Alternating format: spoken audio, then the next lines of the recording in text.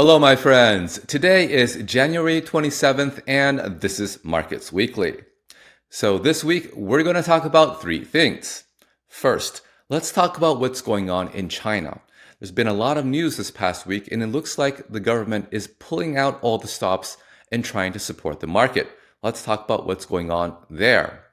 Secondly, this past week we got an amazing GDP print, and it looks like the soft landing is fully achieved, and it's time to move on and think about what the economic data might look like going forward. And lastly, let's preview what's happening this coming week because it's going to be a huge week for markets. We got the Fed, we got the Treasury, we got big tech earnings, and we got the non-farm payroll report on Friday. It's going to be exciting. Okay, starting with China. Well, first, a little bit of background. Let's look at the Chinese stock market index, the CSI 300. So as you can see, it's not been having a good time. It's been steadily declining for a few years in a big way. In contrast, when you look at the US, when you look at Germany, when you look at India, these stock markets all across the world have been going up and making new highs. Japan and Brazil as well. So China really stands out as having a stock market that's not been doing well, and there are a lot of reasons for this. For example, as we all know, the Chinese government kept their COVID policy much more strict than many other governments. So for many of the people there, they were under lockdown for a long time. We also have, say, trouble in the property sector where, as we've all read in the news, property prices have been tanking and property is a big part of their economy. And of course, we have big crackdowns from the government on Chinese big tech, where even storied companies like Alibaba have really been not doing well. And I think there is also a period where it seems like the founder of Alibaba magically disappeared for some time.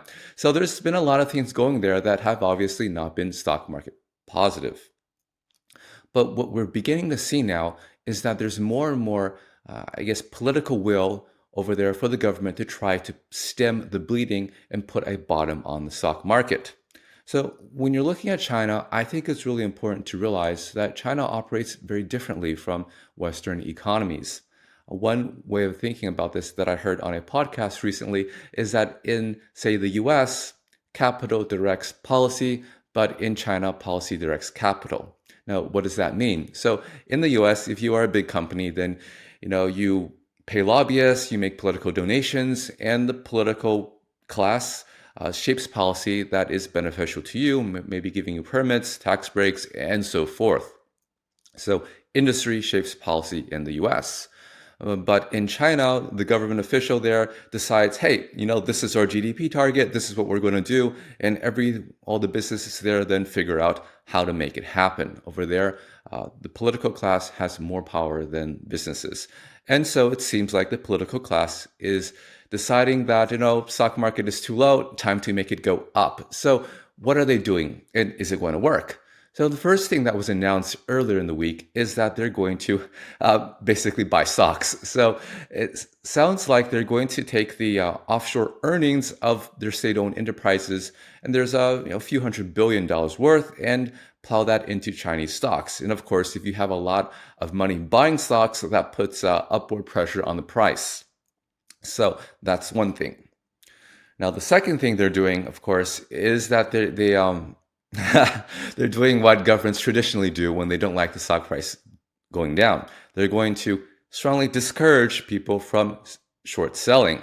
Now, I recall during the European sovereign debt crisis, the European governments basically banned investors from short selling banks because the bank prices keep going lower.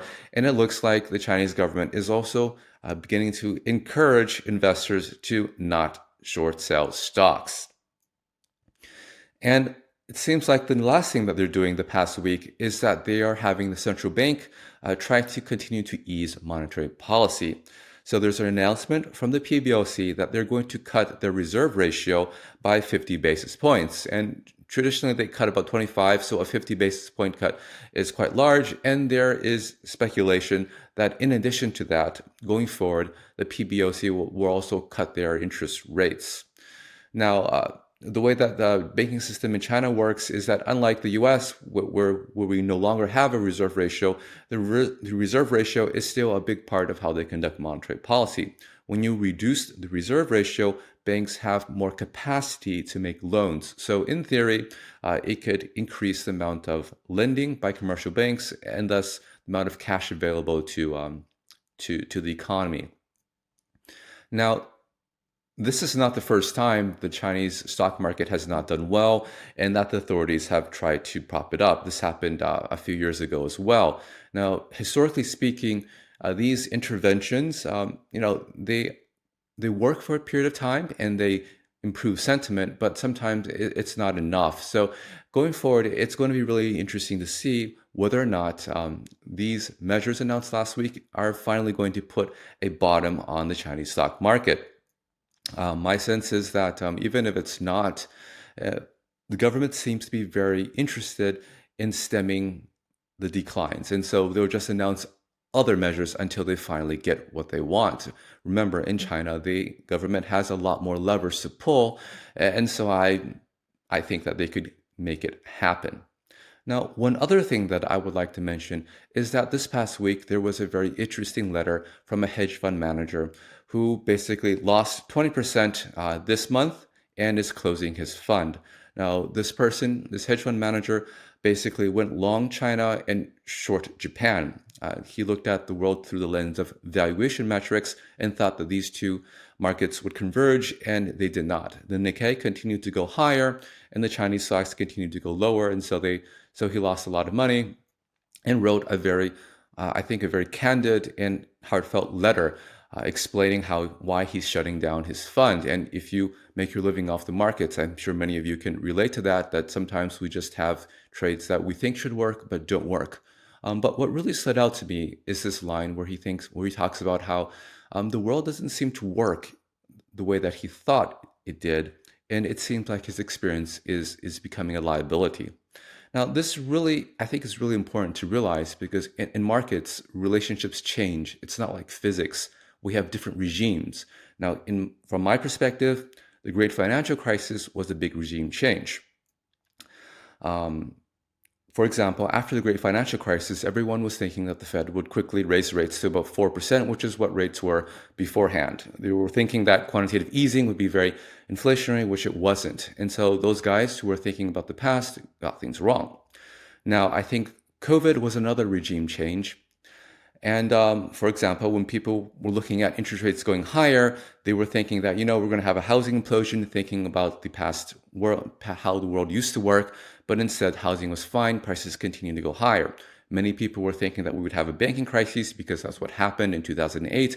And the banking sector, with the exception of a few banks that you've never heard of, going under is by and large fine. So we have these regime changes, and it's important to be able to recognize how things change. Otherwise, our experience is going to be a liability. Okay, now let's talk about the second thing now. So the second thing was, of course, the huge positive GDP data we got the past week. Now, heading into this print, of course, we've been talking about the Atlanta FedNow GDP nowcast that has been printing at, let's say, mid-twos. Now, if you look at the commentary, I think many people were thinking that, fourth quarter last year probably wasn't a good quarter for GDP because GDP in third quarter was a bonkers 4.9%. I'm sure we have to give some of that back in the fourth quarter. After all, maybe people just pulled forward their expenditures from the fourth quarter to the third quarter, goosing that number. Now, to my surprise, the GDP data, again, first cut, and it's going to be revised going forward, was actually 3.3%, which was really, really strong. And I think even above what the Atlanta FedNow GDP was indicating. So I thought that was very surprising.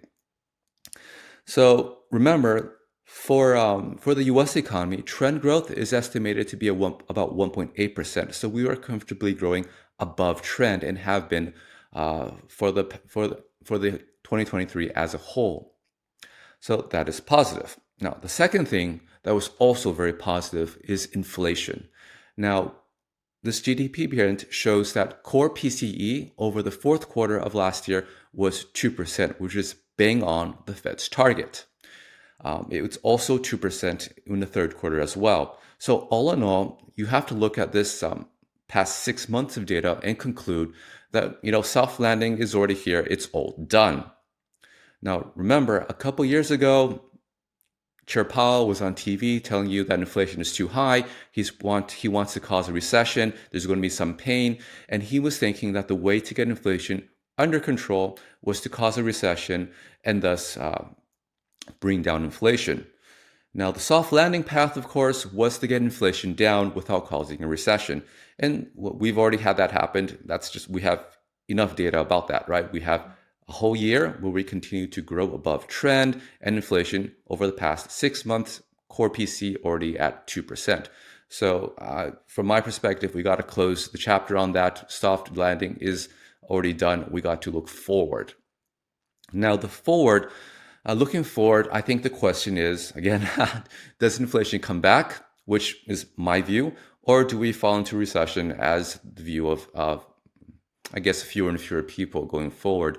Now, we also have some interesting, I guess, more leading data that we came out the last week, and that is the PMI indicators. So recall, PMI is a diffusion index. What that tells you is that are things getting better or worse compared to the last month? Now, these diffusion indexes have been misleading a lot of people over the past year because they've been showing that things are getting worse. The direction of travel is lower. But I think what they fail to, I think what many people will point to this and think it's not doing well, fail to realize is that we were growing far above trend. For example, let's say that you're a car company and you're making, let's say, 100 cars a year, and you think that's a pretty normal year. Let's say 1 year, you suddenly have a huge surge in orders because your competitor went bankrupt. Then you're making 200 cars a year, hugely more than what you're used to. And then in the third year, a new competitor enters, and then you start making 100 cars a year again. Now, compared to your baseline, things haven't really changed. You're still making 100 cars a year, and that's normal for you. But compared to last year, when you were making 200 cars, you're showing that things are not as good as it used to. And so I think that's what's been happening with the PMI data over the past year, where PMI data has been showing things are not as good as it was the last month, but that's because you are merely normalizing. And so now that we've normalized, it looks like the recent PMI data is showing that things are actually picking up again. So PMI data from the S&P shows that services above 50 and manufacturing above 50 as well. That is to say, businesses are saying that the more recent month is better than the last month. So it seems like we are again heading towards. So we've normalized back to trend, and now it seems like we're going up again. So that's, I think, a positive indicator for the economy going forward. And recall, we still have a lot of momentum. Now, the second thing that I would note is, as we all know, the U.S. economy is largely based on consumer spending. Now, wages have been growing, say 4 or 5% higher than they were pre-2020, but inflation has also been coming down.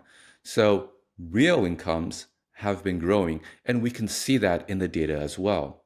Now, as people continue to have higher wage growing gains and inflation moderates, they're going to have more purchasing power and they're going to be able to spend more. And we see that in the data as well.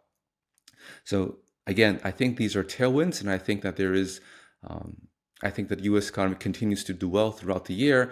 And as we have financial assets continue to inflate, that's more purchasing power as well. So all in all, like I said, like we've been talking about for the past few months, soft landing was becoming more and more reality. Now it's all said and done. It's done. Let's move on. And moving on, I think things still look pretty good. Okay, and the last thing I want to talk about is previewing this really big week. First, of course, we have the Fed. Now, going into this meeting, let's just look at the expectations. So right now, the expectations for this year is that the Fed is going to cut, let's say, 5 to 6 times. And that's very aggressive. And the Fed, in their most recent dot plot, themselves only penciled in 3 cuts this year. So I think what the market will want to see is how Chair Powell handles the discrepancy between what the market is pricing and what the Fed has indicated. Now, in my most recent work, I have suggested that the Chair Powell will not push back against any of this, aggressive easing priced into the market. Now, the second thing that we want to focus on is how Chair Powell will handle the ongoing discussion of when to taper quantitative tightening. In another piece that I wrote, I talked about the ongoing debate within the Fed as to what the Fed should do with quantitative tightening. Right now, we have three perspectives as to when to taper. Now, Chair Powell, I think, is going to give us more clues as to where he is sitting on this debate, and that could inform us when we think about the supply and demand of Treasury securities going forward. An earlier taper would be more bullish because that suggests that the Fed is going to potentially even stop QT earlier than expected, and that's fewer treasuries that the private sector has to digest. Now, the second big thing is what's happening with the Treasury. This week, the Treasury is going to have their quarterly refunding announcement, and over the past two QRAs, this has been a market-moving event. In August, after the QRA, the 10-year yield sold off a lot.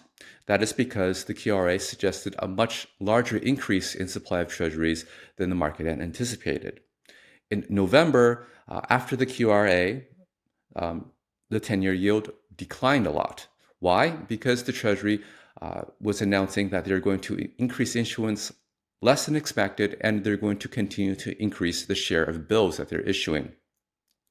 So this QRA, I think, was also going to be market moving, and I will write about it in my blog this week, what I think is likely going to happen. And I think this is going to be particularly interesting because there's an opportunity here for Treasury to take some control of monetary policy away from the Fed. Okay, so those are two big events, which in of itself would have been really big for a week, but we also have two other events happening. We have, of course, big tech earnings from Google, from Meta, from Apple, and basically a lot of the Mag 7 that we know have been a big driver of the market rally and weigh heavily in the major indices are going to report their earnings. Now, Tesla last week reported their earnings, and they were down a lot on Friday. Now, so it's looking like earnings now, have been eliciting very violent reactions from the market. So if we have positive earnings from these big tech sectors, we can continue, I think we can continue to see the major indexes continue to power higher simply because big tech is such a big component in them. And conversely, if they disappoint like Tesla, then we could have a lot of volatility. And I have no view on these individual stock earnings. I don't follow them. But I think that there's potential for large volatility here. And of course, the last major event next week is the non-farm payroll report. People are going to be continuing to follow the NFP for clues as to whether or not we have persistent labor market strength, or maybe we have labor market weakness, and of course, whether wage growth will moderate. Now, as we all know, what happens in the labor market is going to have a big impact on monetary policy. As inflation has moderated towards the Fed's target, the Fed is going to be also focused on employment, their other mandate. Now, weakness in the non-farm payrolls will argue for a more dovish approach towards monetary policy, maybe more rate cuts and maybe sooner than expected in the event of a weak non-farm payrolls print.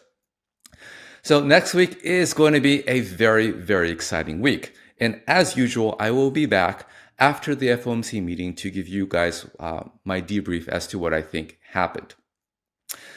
Okay, so that's all I prepared for today. Hope that was helpful. And as usual, check me out at my blog, fedguy.com. And if you're interested in learning more about how markets function, check out my courses at centralbanking101.com. Talk to you all soon.